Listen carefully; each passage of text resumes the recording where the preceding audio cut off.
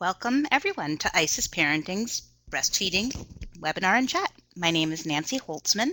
I'm here at IsisParenting in Needham, Massachusetts at our home office, and with me today in the moderation role in the chit chat room is Becky Morgan. And Becky oversees our prenatal education program here and is the mother of 3 handsome boys.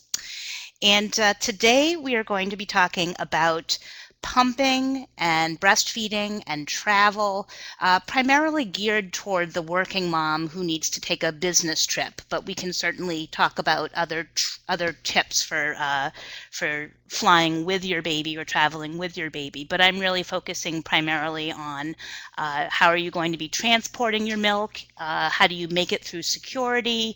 What if you're flying coast to coast? How do you manage to pump on the airplane? And then how do you pump and bring home all of your milk when you're staying in a hotel? How can you possibly make that work? So that's what we're going to talk about today, and I hope it's relevant for some of you. And then, of course, I'll take Q&A at the end, so you can enter your questions into the Q&A box rather than the chit-chat room, and I will read those and answer them as time permits at the end. So the first thing I want to reassure you is that you can do this if you need to. If you're a working mom and you need to go on a trip without your baby, you can do it. Now, there are alternatives. There might be some options that you may or may not have considered that may make sense to you. Sometimes, especially if the baby is very young, it may be an option to bring your partner or a family member or friend, and yes, that probably means paying for their flight to meet you in California for your conference, and they would stay with the baby when you are doing all of the work-related things. And of course, if you have a fairly high-powered reason to be on your business trip, it's not leisure. You'll be focused on why you're there, running seminars or attending meetings or being in a conference, what have you. But at least you would have generally some time in the morning, the time overnight, and then usually, a few captured minutes here and there during the middle of the day to nurse your baby directly and spend some time being with your baby. So that is one option that some people do find helpful. And it may not be an option for you. If not, then you can make it work. Even if your baby is 6 months old or 9 months old or 18 months old, having a 3-day or 5-day disruption does not mean that breastfeeding needs to end. So you would need to continue expressing milk to keep your supply up, and you would need to bring that milk home, because why would you possibly want to waste it? And it will replace what the baby took in your absence. And if you are going to be away from home for more than several days, sometimes what moms will do is they'll be able to stockpile enough milk to keep the baby in breast milk for 2 or 3 days while they're away, and then they will overnight express or ship home the milk that they've pumped from the first 2 or 3 days, and then bring the rest of the milk home on day 5 or 6 when they return. So I'll talk a little bit more about how to transport the milk. And lastly, I just want to remind you to focus on the positives, because there are plenty of positives. They do exist. When you have a very young baby, just the thought of sitting in a 5-hour airplane with a book and your iPad, and it's just some uninterrupted time, and certainly you will be in a hotel room and will be able to get some uninterrupted sleep. A little bit longer sleep may be desirable for you, and why not enjoy yourself? If the hotel room has the option, you can have a little bit of a spa evening, get your hair cut, have a massage. Why not? Make it enjoyable as best as you can. So focus on the positives. If there are no alternatives, you're going to go. Instead of dragging your feet and stressing and complaining about how horrible it's going to be, you deal with the tasks at hand and preparing and managing while you're away, and put some enjoyment into it as well. So in terms of getting ready to fly, I'm going to talk about that first. And if it's a short flight, then I really would suggest expressing in the airport before you get on the plane. It's really hard to pump on a plane. You really only have 3 options, and none of them are great. You can pump in your seat. and hope that there's a pleasant person next to you who's not too squeaked out by it. I do recommend the Baby Olay nursing cover-up. You see one of our ISIS team members here is pumping at her desk with her pump-in style advance next to her and her headset on and her Baby Olay keeping things covered. And so that is an option. Just like for nursing, you can pump in your seat in the airplane. Another option may be if there is a pleasant flight attendant, they sometimes will let you use the little galley area or like the little jump seat area. Sometimes there's a little space there that they'll let you pump. And then finally, of course, there's the tiny little bathroom that is very cramped. And if you're in there for more than 5 or 8 minutes, people are going to start to wonder what's going on and knock on the door. So no great options. If the flight is less than 4 hours, I would probably avoid pumping in the airplane if you can. And perhaps a good place to pump in an airport, maybe if there's a family lounge, that might work. If there's a play space for little kids to run around and let off steam, a quiet corner there might work. Otherwise, find an unused gate, so an empty area, seating area of the airplane, of the airport, and set yourself up in the corner and use your nursing cover up, and that's where you can pump. You won't be bothered. Other things to have handy on the plane or in the airport is a package of these quick clean wipes. You can click the link here and you'll see this product. I think it's a very handy product for working moms and for people that are traveling, because these are disinfectant wipes that are clean to be able to clean off a surface, a table, the tray table, if your toddler is going to eat goldfish crackers off it, for example. And then also it is a food grade antibacterial, and it is designed to clean any hard surfaces, specifically that of your breast pump. So you can clean off the flanges and portions of your breast pump and then pump again without needing to rinse and wash things. Very handy. And then finally, I mentioned the Harmony manual breast pump by Medela. I think, of course, I would recommend a double automatic electric pump for people that are pumping regularly, but this manual pump is nice because it's so small. It can fit in a Ziploc bag in your purse rather than bringing your electric pump through security and onto the plane as a heavy carry-on. You may be able to pack that in your luggage instead. And the best thing about this manual pump is that it is silent, and that's definitely desirable, especially if you're pumping in your seat. So you may choose to use a manual pump and just pump for a few minutes on each side to relieve a little bit of fullness. Other things that you'll need to think about, to set yourself up in a hotel room. You'll use the bathroom sink to wash your pump parts, and so you'll need a little bottle of soap, regular dish soap, and your bottle brush. A roll of paper towels will come in handy. Of course, you'll want milk storage bags. They'll take up a lot less space on either end rather than hard bottles to pump into. You'll want some place to lay out your pump parts and let them dry, but you may want to let them dry overnight and then pack them back up again, because you may not want to leave them out when housekeeping will be coming in. A colander is a very handy thing to lay out, but you could also just lay out a clean towel or a couple of strips of paper towel. So after you've washed your stuff, you can just leave it there to dry overnight. Of course, the quick clean wipes I already mentioned, and then you will want and need, you definitely will need a refrigerator in your hotel room, and that's something to call ahead and find out. Do they have a mini bar? That's not going to be good enough, because usually a mini bar already comes stuffed with things, and of course if you remove the things you get charged for it. You actually need to request a refrigerator, and you can say that it's for important medication. You don't need to get into the details. Sometimes there's an extra rental fee. You want to request it well in advance and then call a day or two before to confirm and make sure that it's there, because you're going to need to keep your milk chilled. And then other things that you'll want to pack with you, or if you're going to be away for a longer period of time, you may just decide to stop into a Walgreens or something and purchase some of these things. I certainly don't expect that you're going to want to pack water bottles and so on. But of course, you'll want a little bit of hand sanitizer. Extra power supplies are helpful. So an extension cord is a very helpful thing for working and pumping moms to have in their pumping bag. Sometimes you'll find a private place to pump, but it will not have an electrical outlet handy. And it's always better to use direct power source and plug into the wall unless you have a pump that has a high quality internally charged battery. So something like the Medela Freestyle, you plug it in overnight, it charges the battery and it can run for 3 or 4 days on that one charge.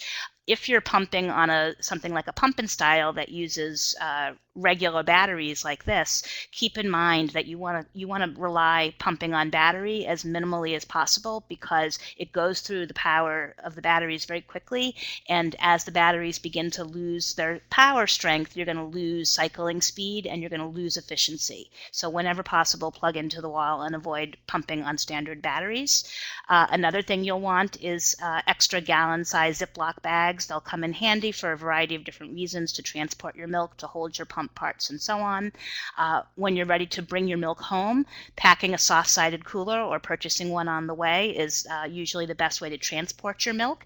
And the reason I have these 1-liter water bottles here is because you may find that it's actually saves you space and is easier, more efficient to pool a day's worth of milk in a large water bottle. So, for example, you buy a water bottle, you pour the water out and drink it by the glass. Don't drink from the bottle itself. Keep the bottle clean. And then at the end of the day, or when you're pumping throughout the day, you're pumping in hard bottles, your regular pump bottles. You can pour the milk into the water bottle so that you've got a liter of milk essentially in there, and that's how you can store the milk in the refrigerator.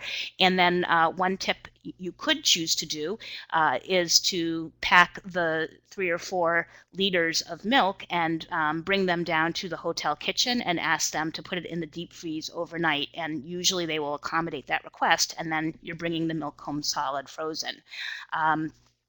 Another option is to simply use the refrigerated milk and put that in your cooler bag, and then you want to stuff any empty space with newspaper, and use, again, frozen water bottles as your cold source. And you can either pack that in your luggage so that it's checked through, and remember that it's very cold down in the storage areas of the airplane, so it helps keep things cold, or you can carry that on, and we'll talk more about that. But TSA regulations do allow you to transport any unspecified volume of milk with or without your baby present. So you can bring home 4 liters of breast milk in little baggies, in bottles, in big bottles, frozen, and with ice packs.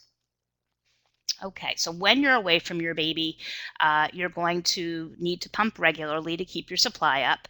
And on the top, I'm talking about just a regular work day. So, for you're working Monday through Friday, you leave your baby at 7, and you're back with your baby at 5:45. You're probably going to need to pump 3 times during a standard work day, roughly every 3 hours, give or take a little bit. Try to avoid skimping on the frequency of pumping. That's really going to be the most important thing to keep your milk supply, and that means fitting in pump opportunities whenever possible. But when you're traveling without your baby, so you're going to be away from your baby for 24 or 36 or 72 hours, depending on the age of your baby, you'll probably need to pump about 6 times if your baby is young, and probably 5 times if your baby is in that maybe 6-month age frame. And if your baby is older, like a toddler, you may be able to get away with pumping 3 or 4 times, depending on your fullness and comfort level. Let's see if I have more to add on that. I don't know. Okay. Oh, so a pumping schedule here, for example, if you're at a conference in a hotel without your baby, so you may pump first thing when you wake up in the morning, and then mid-morning, and then after lunch, and then early evening, and then bedtime. that could work. And then, of course, you could get up in the middle of the night and pump too if your breasts wake you up, or if your baby is young and you're used to having your baby wake you up to nurse, you may be quite full. Okay. This lady looks familiar. This is another ISIS staffer, and she is using a symphony to pump at her desk. And I do believe that's your moderator, Becky Morgan, and pumping for her twins. And let's see. So here I just listed some webinars that go into some of these topics on more detail. In general, if you want more info on working and nursing, these are the two webinars I would recommend. The first is a little bit more about how to prepare to go back to work and sort of the mindset of working as a nursing mom. And then the second one is more concrete logistics for getting into a pumping, storing routine, and also talks about how do you begin, when and how do you begin pumping for the return to work when you have a newborn who wants to feed constantly. How can you start pumping it and introducing the bottle at 3 and 4 and 5 weeks when your baby feeds frequently and unpredictably? So those are the things that we talk about there.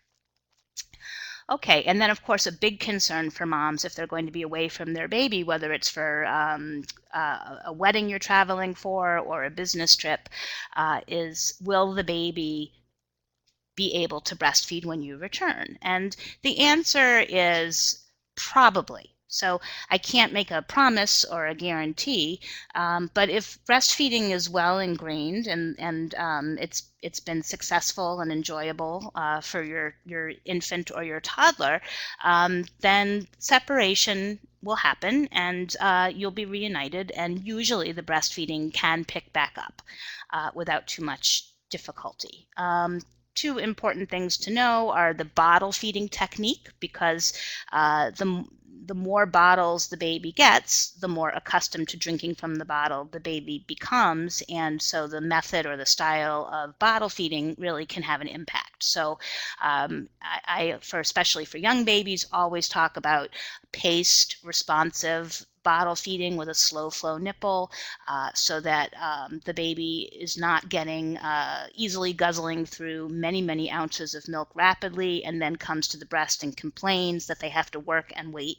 We want to try to avoid those scenarios where the baby is crying at the breast and then happy with the bottle. So I do recommend the Bottle Feeding the Breastfed Baby webinar, and then in the oh no, God forbid scenario that the baby is refusing to nurse, I have the Nursing Strike webinar. These issues can be worked through. As I mentioned, here's a link to TSA regulations, and it also applies to all baby and toddler related liquids. So whether you're transporting juice and formula for your baby, or you're bringing a bottle of breast milk with your baby to feed on the airplane, or you're flying without your baby and you're bringing home milk that you pumped from your weekend in Las Vegas, then this is the sheet to print out, put it in your bag, and so you have it there. I certainly hope that TSA is well aware of their regulations, and honestly, there's been a lot of working moms that are traveling regularly with their pumps and their milk, and there's very few scary stories out there about being harassed. So you hear about the ones that happen, but I'm sure that there's hundreds of moms flying every day with their breast milk and their pumps. As I mentioned earlier, if you're just doing a quick day or overnight trip to New York, then you may want to just carry the milk on, in which case you declare it. You don't have to put it through the x-ray machine. They will visually inspect it. They may swab the top with their